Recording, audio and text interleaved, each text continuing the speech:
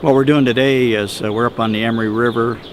looking for an endangered mussel called the purple bean, and we think we may have found another extremely rare federally listed species. It's called the Alabama lamp mussel,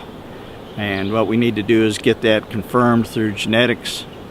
that's what it is, because it's not been seen in the state of Tennessee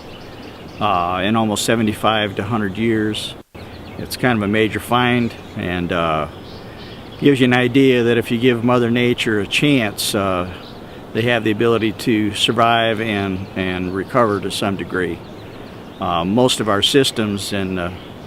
most of our river systems and streams have been greatly affected over time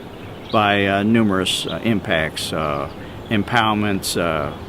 oil and gas exploration, extraction, coal mining, and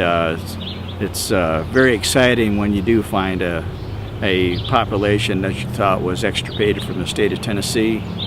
The purple bean population that we have found here as well may be the best population that's left for that species, so we're very excited that we found it. And what we're doing is we're taking swabs of the tissue of the Alabama perceived identification of the Alabama lamp mussel. We have to get that confirmed, and so we take a swab of the foot of the animal and put it in little vials, and we'll send that off for DNA analysis, and we should know in a couple of weeks if we're successful with that. We hope that that's what it is, because that's a major find for the state of Tennessee, and it's a major find for our mussel resources.